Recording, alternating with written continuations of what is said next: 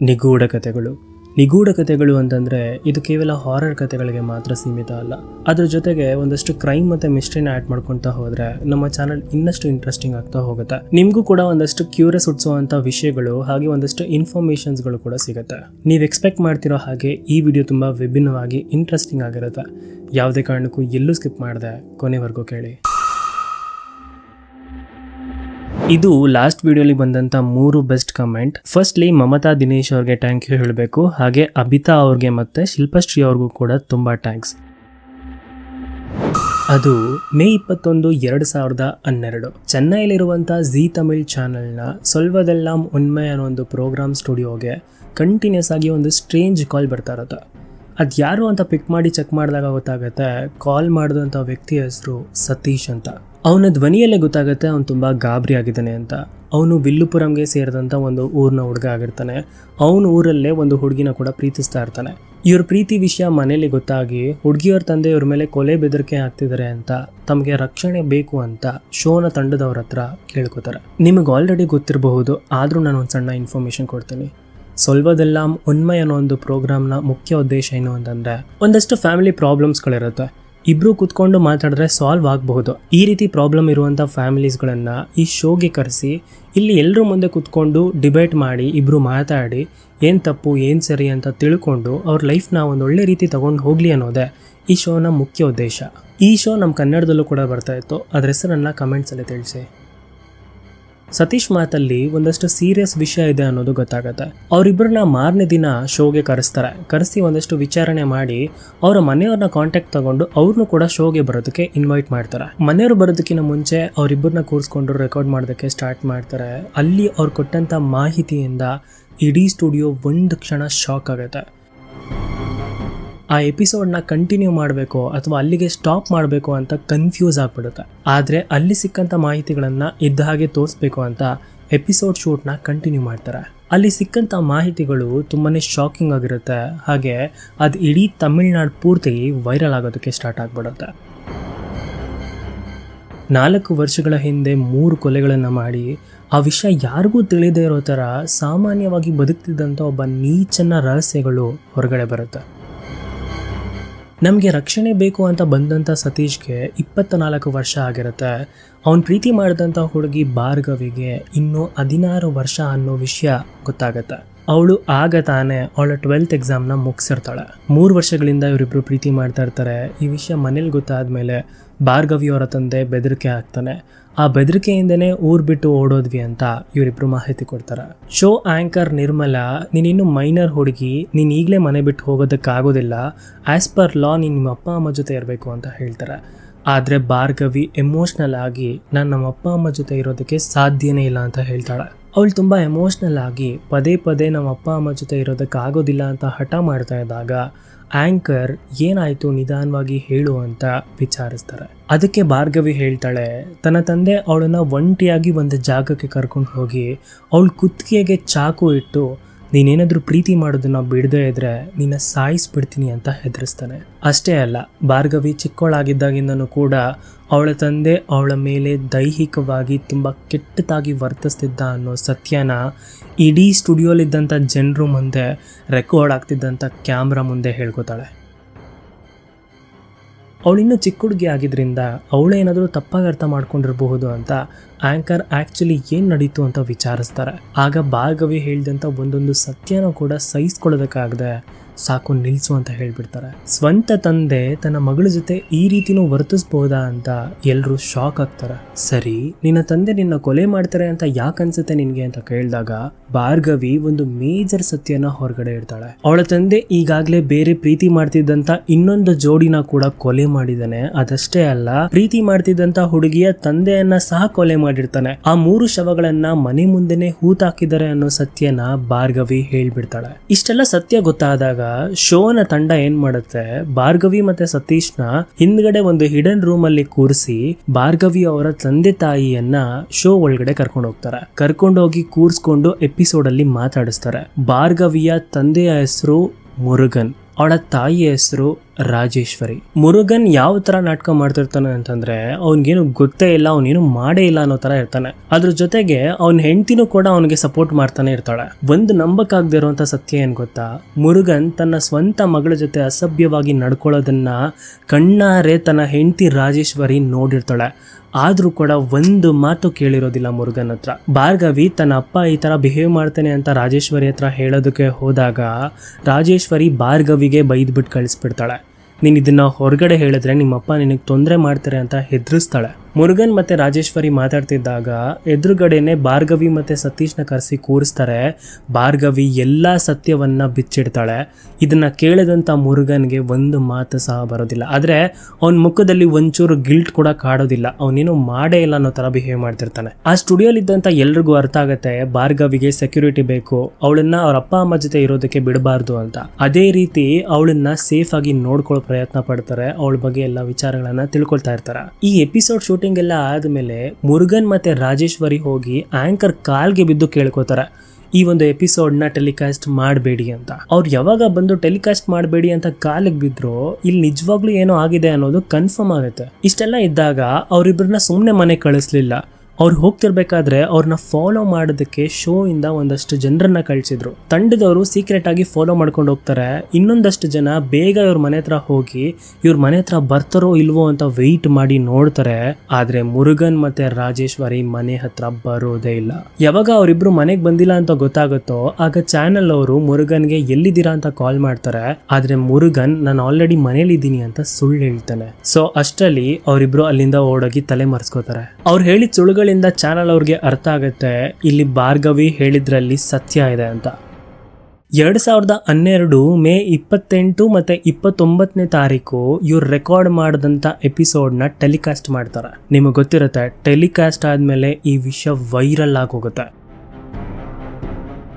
ಇಷ್ಟೆಲ್ಲ recorded proof ಇದ್ದಾಗ ಜನರು ಕೂಡ ಸುಮ್ಮನೆ ಇರಲ್ಲ. ಹಾಗೆ ಈ ವಿಷಯವನ್ನ ತನಿಖೆ ಮಾಡಬೇಕು ಅಂತ ಪೊಲೀಸ್ ಅವರು ಕೂಡ ಮುಂದೆ ಬರ್ತಾರೆ. ಪೊಲೀಸ್ ಅವರು ಡೈರೆಕ್ಟ್ ಆಗಿ ಜಿ ತಮಿಳ್ ಚಾನೆಲ್ಗೆ ಬಂದು ಅಲ್ಲಿ ಸಿಗುವಂತ ಎಲ್ಲಾ ಮಾಹಿತಿಗಳನ್ನ ಕಲೆಕ್ಟ್ ಮಾಡ್ಕೋತಾರೆ. ಹಾಗೆ ಭಾರ್ಗವಿ ಹೇಳ್ದಂಗೆ ಅವ್ರ ಮನೆ ಮುಂದೆ ಎಲ್ಲಿ ಹೂತಾಕಿದ್ದಾರೆ ಅಂತ ಅವಳು ಸ್ಪಾಟ್ ಮಾಡಿ ಹೇಳ್ತಾಳೋ ಆ ಜಾಗಕ್ಕೆ ಹೋಗಿ ಅಲ್ಲಿ ಹೆಣಗಳನ್ನ ಎಕ್ಸಿಕ್ಯೂಟ್ ಮಾಡೋದಕ್ಕೆ ಸ್ಟಾರ್ಟ್ ಮಾಡ್ತಾರೆ. ಸತತವಾಗಿ ಕೆಲವು ಗಂಟೆಗಳು ಅವಳು ಹೇಳ್ದಂತ ಸ್ಪಾಟ್ ಅಲ್ಲೇ ಹುಡುಕ್ತಾರೆ.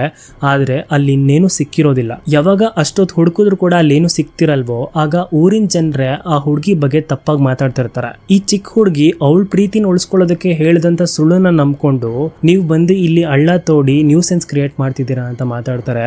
ಆದ್ರೆ ಆ ರೀತಿ ಮಾತಾಡ್ತಿದ್ದಂತ ಕೆಲವು ನಿಮಿಷದಲ್ಲಿ ಒಂದು ತಲೆ ಬುರುಡೆ ಸಿಗತ್ತೆ. ಯಾವಾಗ ಒಂದು ತಲೆ ಬುರುಡೆ ಸಿಗತ್ತೆ ಅವಾಗ ಕನ್ಫರ್ಮ್ ಆಗತ್ತೆ ಈ ಹುಡುಗಿ ಹೇಳಿದ್ದೆಲ್ಲ ಸತ್ಯ ಅಂತ.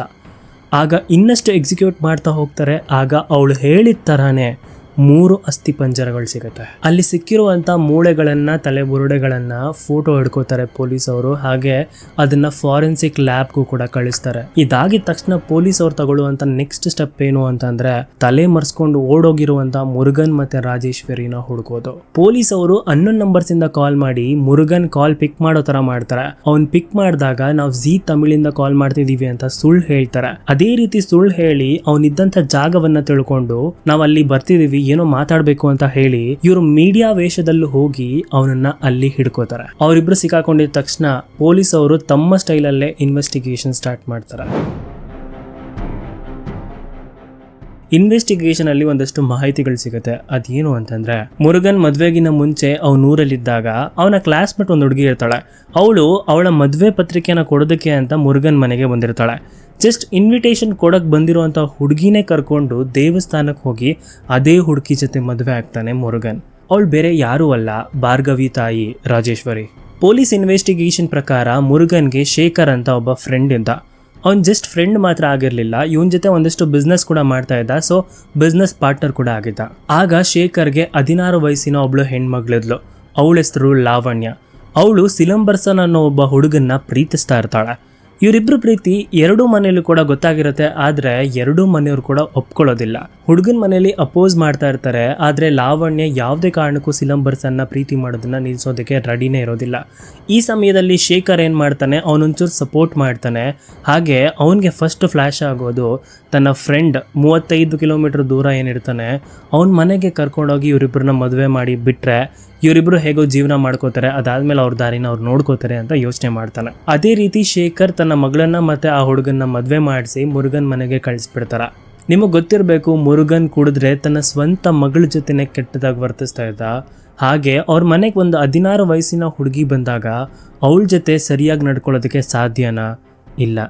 ಅವನು ಆ ಹುಡುಗಿ ಜೊತೆನೂ ಕೂಡ ಅದೇ ರೀತಿ ಬಿಹೇವ್ ಮಾಡೋದಕ್ಕೆ ಶುರು ಮಾಡಿಬಿಡ್ತಾರೆ. ಒಂದಿನ ಶೇಖರ್ ಮುರುಗನ್ ಮನೆಗೆ ತನ್ನ ಮಗಳು ಮತ್ತೆ ಅಳಿಯನ ನೋಡೋದಕ್ಕೆ ಅಂತ ಬರ್ತಾನೆ. ಅವ್ನು ಬಂದಾಗ ಗೊತ್ತಾಗತ್ತೆ ಮುರುಗನ್ ತನ್ನ ಮಗಳ ಜೊತೆನೂ ಕೂಡ ಕೆಟ್ಟದಾಗಿ ವರ್ತಿಸ್ತಿದ್ದಾನೆ ಅಂತ. ಶೇಖರ್ಗೆ ಯಾವಾಗ ತನ್ನ ಮಗಳ ಜೊತೆನೂ ಕೂಡ ಮುರುಗನ್ ಆ ರೀತಿ ಬಿಹೇವ್ ಮಾಡ್ತಿದ್ದ ಅನ್ನೋದು ಗೊತ್ತಾಗುತ್ತೆ, ಆಗ ಮುರುಗನ್ ಮೇಲೆ ಅವನಿಗೆ ತುಂಬ ಕೆಟ್ಟ ಕೋಪ ಬರುತ್ತೆ. ಆ ಕೋಪದಲ್ಲಿ ಅವನ ಜೊತೆ ರಿಯಾಕ್ಟ್ ಮಾಡೋದಕ್ಕೆ ಹೋಗಿ ನೀನು ನನಗೆ ದ್ರೋಹ ಮಾಡಿಬಿಟ್ಟೆ, ನಾನೇನು ಕೊಟ್ಟಂಥ ದುಡ್ಡೆಲ್ಲ ವಾಪಸ್ ಕೊಡು ಅಂತ ಕೇಳ್ತಾನೆ.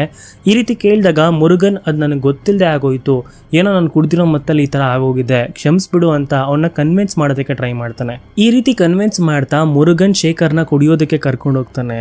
ಆದರೆ ಅವ್ನು ಕೊಟ್ಟಂಥ ಎಣ್ಣೆಯಲ್ಲಿ ಆಲ್ರೆಡಿ ವಿಷ ಬೆರೆಸಿರ್ತಾನೆ. ಯಾವಾಗ ಶೇಖರ್ ಅದನ್ನು ಕುಡಿತಾನೋ ಅವ್ನು ಫಸ್ಟ್ ಪ್ರಜ್ಞೆ ತಪ್ತಾನೆ. ಪ್ರಜ್ಞೆ ತಪ್ಪಿದಾಗ ಅವನು ಅಲ್ಲೇ ಇದ್ದಂಥ ಹಗ್ಗನ ತಗೊಂಡು ಅವನ ಕತ್ತಿಗೆ ಬಿಗಿ ಮಾಡಿ ಅವನು ಉಸಿರು ತೆಗೆದು ಬಿಡ್ತಾನೆ. ಶೇಖರ್ ಉಸಿರು ನಿಲ್ತು ಅನ್ನೋದು ಗೊತ್ತಾಗುತ್ತೆ. ಗೊತ್ತಾದ ಮೇಲೆ ಆ ಡೆಡ್ ಬಾಡಿನ ಅವನ ಮನೆ ಮುಂದೆನೆ ಹಳ್ಳ ತೋಡಿ ಹೂತಾಕ್ತಾರೆ. ಲಾವಣ್ಯ ಮತ್ತು ಸಿಲಂಬರಸನ್ ಮನೆ ಬಿಟ್ಟು ಬಂದಾಗ ಅವರು ಸಾಕಷ್ಟು ಹಣ ಮತ್ತು ಬಂಗಾರನ ತೊಗೊಂಡ್ಬಂದಿರ್ತಾರೆ. ಯಾವಾಗ ಅವ್ರು ಈ ಥರ ಇಷ್ಟೊಂದು ಬಂಗಾರ ಮತ್ತು ಹಣ ಇಟ್ಕೊಂಡಿದ್ದಾರೆ ಅಂತ ಮುರುಗನ್ಗೆ ಗೊತ್ತಾಗುತ್ತೋ ಆಗ ಮುರುಗನ್ಗೆ ಅದ್ರ ಮೇಲೆ ದುರಾಸೆ ಶುರುವಾಗುತ್ತೆ. ಶೇಖರ್ನ ಕೊಂದಂಥ ಒಂದೇ ಒಂದು ವಾರಕ್ಕೆ ಹಣ ಮತ್ತು ಬಂಗಾರದ ಆಸೆಗೆ ಲಾವಣ್ಯನೂ ಕೂಡ ಕೊಲೆ ಮಾಡ್ತಾರೆ. ಅವಳನ್ನು ಕೊಲೆ ಮಾಡೋದಕ್ಕಿಂತ ಮುಂಚೆ ಅವಳ ಜೊತೆ ಅಸಭ್ಯವಾಗಿ ನಡ್ಕೊಂಡು ಅವಳಿಗೂ ಕೂಡ ಎಣ್ಣೆಲಿ ವಿಷ ಬೆರೆಸಿ ಅವಳ ಜ್ಞಾನ ತಪ್ಪಿದಾಗ ಅವಳ ಕತ್ತಿಗೆ ಹಗ್ಗ ತಗೊಂಡು ಬೆಗೆದು ಅವಳ ಉಸಿರನ್ನ ಕೂಡ ನಿಲ್ಲಿಸ್ತಾನೆ. ಲಾವಣ್ಯನ ಕೊಂದ ಮೇಲೆ ತನ್ನ ತಂದೆ ಶೇಖರ್ನ ಎಲ್ಲಿ ಹೂತಾಕಿದ್ರೋ ಅದೇ ಜಾಗದಲ್ಲಿ ಮಣ್ಣು ತೋಡಿ ಅವಳನ್ನ ಕೂಡ ಹೂತಾಕ್ತಾರೆ. ನನಗೆ ಗೊತ್ತು ನಿಮ್ಗೀಗ ಒಂದಷ್ಟು ಪ್ರಶ್ನೆಗಳು ಬರ್ತಾ ಇರುತ್ತೆ. ಶೇಖರ್ನ ಕೊಲೆ ಮಾಡಿದ್ದಾಯಿತು, ತನ್ನ ಹೆಂಡತಿನ ಕೊಲೆ ಮಾಡಿದಾಗ ಸಿಲಂಬರಸನ್ ಏನ್ ಮಾಡ್ತಿದ್ದ ಅಂತ. ಆಕ್ಚುಲಿ ಟ್ವಿಸ್ಟ್ ಇರೋದೇ ಇಲ್ಲಿ. ಯಾವಾಗ ಮುರುಗನ್ ಮನೆಗೆ ಸಿಲಂಬರಸನ್ ಮತ್ತು ಲಾವಣ್ಯ ಬರ್ತಾರೋ ಆಗ ಮುರುಗನ್ ಸಿಲಂಬರಸನ್ ಜೊತೆ ತುಂಬ ಕ್ಲೋಸ್ ಆಗ್ತಾನೆ. ಕ್ಲೋಸ್ ಆಗೋದಷ್ಟೇ ಅಲ್ಲ, ಸಿಲಂಬರಸನ್ ಮುರುಗನ್ ಹೇಳೋ ರೀತಿನೇ ಕೇಳೋ ಥರ ಮಾಡ್ಕೊಂಡ್ಬಿಟ್ಟಿರ್ತಾನೆ. ಅವನಿಗೆ ಕುಡಿಯೋದಕ್ಕೆ ಎಣ್ಣೆ ಕೊಡ್ತಾ ಇರ್ತಾನೆ, ಎಣ್ಣೆಗೆ ಅಡಿಕ್ಟ್ ಮಾಡಿಸ್ಬಿಟ್ಟಿರ್ತಾನೆ. ಈ ನನ್ನ ಮಗ ಸಿಲಂಬರಸನ್ ಮುರುಗನ್ ಹೇಳ್ದಂಗೆ ಕೇಳ್ತಾ ಇದ್ದ. ಅವ್ನು ಏನೇ ಮಾಡಿದ್ರು ಕೂಡ ಅವ್ನಿಗೆ ಕುಡ್ದಿರೋಂಥ ಮತ್ತಲ್ಲಿ ಸಪೋರ್ಟ್ ಮಾಡ್ತಾ ಇದ್ದ. ಇದನ್ನ ಹೇಳಿದ್ರೆ ನಿಮಗೆ ಖಂಡಿತವಾಗ್ಲೂ ಶಾಕ್ ಆಗುತ್ತೆ. ಲಾವಣ್ಯ ಮತ್ತು ಸಿಲಂಬರಸನ್ ಆ ಮನೆಗೆ ಪ್ರೀತಿ ಮಾಡಿ ಮದುವೆ ಆಗಿ ಬಂದಿರ್ತಾರೆ.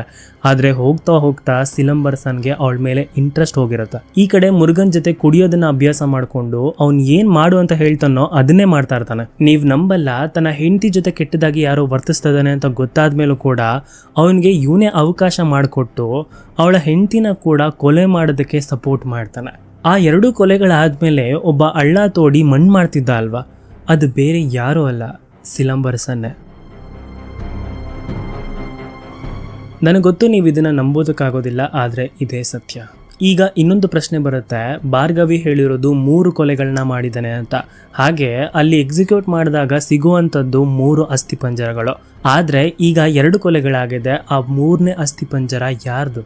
ಮುರುಗನ್ ಒಬ್ಬ ಪ್ರಾಪರ್ ಕ್ರಿಮಿನಲ್ ಥರನೇ ಯೋಚನೆ ಮಾಡ್ತಾ ಇದ್ದ. ಆ 2 ಕೊಲೆಗೆ ಹೈ ವಿಟ್ನೆಸ್ ಇರೋದು ಸಿಲಂಬರಸನ್. ಅವನನ್ನ ಹಾಗೆ ಬಿಟ್ಟರೆ ಖಂಡಿತ ಅವ್ನು ಯಾರ ಹತ್ರ ಆದರೂ ಹೋಗಿ ಆ ವಿಷಯನ ಡಿಸ್ಕಸ್ ಮಾಡಿಬಿಡ್ತಾನೆ. ಆಗ ಅದು ಮುರುಗನ್ಗೆ ಎಫೆಕ್ಟ್ ಆಗುತ್ತೆ.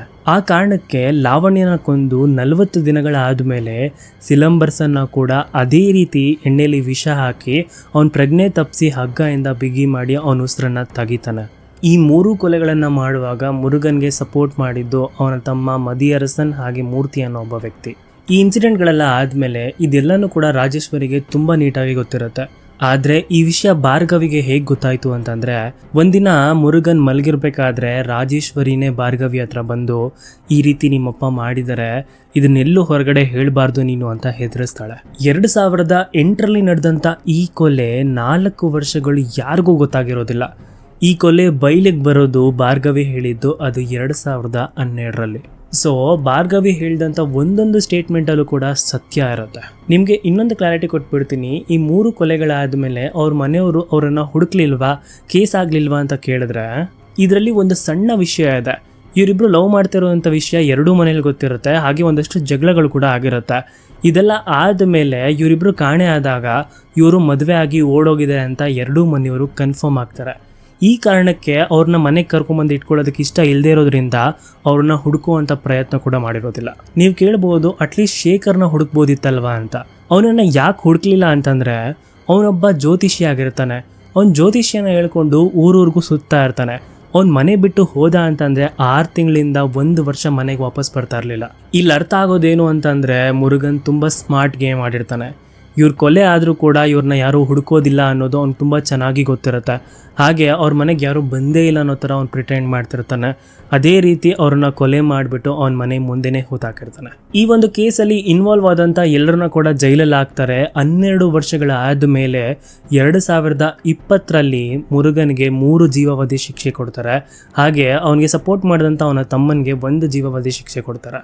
ಎಲ್ಲ ಗೊತ್ತಿದ್ರು, ಕಣ್ಣಾರೆ ನೋಡಿದ್ರು ಕೂಡ ಮುರುಗನ್ ಹೇಳ್ದಂಗೆ ಕುಣಿತಿದ್ದಂಥ ಅವನ ಹೆಂಡತಿ ರಾಜೇಶ್ವರಿನ 2020ರಲ್ಲಿ ಬಿಡುಗಡೆ ಮಾಡ್ತಾರೆ. ಪುಣ್ಯಕ್ಕೆ ಭಾರ್ಗವಿ ಇಷ್ಟಪಟ್ಟಂತ ಹುಡುಗ ತುಂಬ ಒಳ್ಳೆಯವನಾಗಿರ್ತಾನೆ. ಅವ್ರ ಫ್ಯಾಮಿಲಿ ಕೂಡ ತುಂಬ ಸಪೋರ್ಟಿವ್ ಆಗಿರುತ್ತೆ. ಅದಕ್ಕೆ ಅವಳು ಖುಷಿಯಾಗಿ ಜೀವನ ಮಾಡ್ಕೊಂಡು ಹೋಗ್ತಾ ಇದ್ದಾಳೆ. 2012ರಲ್ಲಿ ಈ ಶೋಗೆ ಭಾರ್ಗವಿ ಬಂದಾಗ ಅವಳು PUC ಕಂಪ್ಲೀಟ್ ಮಾಡಿರ್ತಾಳೆ. ಅವಳು ಡಿಗ್ರಿ ಮಾಡೋದಕ್ಕೆ ಫೀಸ್ ಕಟ್ಟಿ ಸಹಾಯ ಮಾಡೋದು ಅದೇ ಸೊಲ್ವದೆಲ್ಲಾಂ ಉಣ್ಮೆ ಅನ್ನೋ ಪ್ರೋಗ್ರಾಮ್. ಹಾಗೆ ಆ್ಯಂಕರ್ ನಿರ್ಮಲಾ. ಇಲ್ಲಿ ನಿಜವಾಗ್ಲೂ ಆ್ಯಡ್ಸ್ ಆಫ್ ಹೇಳ್ಬೇಕಾಗಿರೋದು ಭಾರ್ಗವಿಗೆ. ಅವಳು ತನ್ನ ತಂದೆ ಮಾಡುವಂಥ ನೀಚ ಕೆಲಸಗಳನ್ನು ಜನರ ಹತ್ರ ಹೇಳದೇ ಇದ್ದಿದ್ರೆ, ಅಥವಾ ಅವ್ನು ಮಾಡಿರುವಂಥ ಕೊಲೆಗಳನ್ನು ಎಕ್ಸ್ಪೋಸ್ ಮಾಡದೇ ಇದ್ದಿದ್ರೆ, ಈಗಲೂ ಕೂಡ ಅವನ ಕೊಲೆಗಳನ್ನು ಮುಚ್ಚಿಟ್ಕೊಂಡು ಬದುಕ್ತಿದ್ನೋ ಏನೋ. ಅದಕ್ಕೆ ಭಾರ್ಗವಿಗೆ ತುಂಬ ಚೆನ್ನಾಗಿ ಗೊತ್ತಾಗಿರುತ್ತೆ ತನಗಾಗಿರುವಂಥ ಅನ್ಯಾಯಕ್ಕೆ ಯಾರೂ ಬಂದು ನ್ಯಾಯ ಕೊಡಿಸಲ್ಲ ಅಂತ. ಅದಕ್ಕೆ ಅವಳೊಬ್ಬಳೇ ಧೈರ್ಯ ಮಾಡಿ ನಿಂತು ಹೋರಾಡಿ ಅವಳಿಗೆ ಬೇಕಾದಂಥ ನ್ಯಾಯನ ಅವಳು ದೊರಕಿಸ್ಕೊಂಡಿದ್ದಾಳೆ. ಇಲ್ಲಿ ಭಾರ್ಗವಿ ತಾಯಿ ರಾಜೇಶ್ವರಿ ತನ್ನ ಗಂಡ ಮಗಳ ಜೊತೆನೆ ಕೆಟ್ಟದಾಗಿ ವರ್ತಿಸ್ತಾ ಇದ್ದಾಗ ಅವಳು ಅದನ್ನು ಅಪೋಸ್ ಮಾಡಿ ಧೈರ್ಯವಾಗಿ ನಿಂತಿದ್ದಿದ್ರೆ ಅವಳು ಕೂಡ ಇವತ್ತು ಗ್ರೇಟ್ ಅಂತ ಅನ್ನಿಸ್ಕೊಳ್ತಾ ಇದ್ಲು. ಆದರೆ ಅವಳೊಬ್ಳು ಹೆಣ್ಣಾಗಿ ಮಾಡಿದ್ದು ಒಂದು ದೊಡ್ಡ ತಪ್ಪು. ಇದಾಗಿತ್ತು ಇವತ್ತಿನ ರಿಯಲ್ ಕ್ರೈಮ್ ಸ್ಟೋರಿ. ಈ ವಿಡಿಯೋ ಹೇಗನ್ನಿಸ್ತು ಅನ್ನೋದನ್ನು ಕಮೆಂಟ್ಸ್ ಮುಖಾಂತರ ತಿಳಿಸಿ. ಹಾಗೆ ಇದೇ ಥರದ ವೀಡಿಯೋಸ್ಗಳು ಬೇಕು ಅಂತಂದರೆ ಸಬ್ಸ್ಕ್ರೈಬ್ ಮಾಡೋದನ್ನು ಮರಿಬೇಡಿ. ಮುಂದಿನ ಇಂಟ್ರೆಸ್ಟಿಂಗ್ ವಿಡಿಯೋ ಜೊತೆ ಸಿಗ್ತೀನಿ ಅಂತ ಹೇಳ್ತಾ ಈ ವಿಡಿಯೋನ ಇಲ್ಲಿಗೆ ಮುಗಿಸ್ತಾ ಇದ್ದೀನಿ. ಟೇಕ್ ಕೇರ್, ಟಾಟಾ, ಬಾಯ್.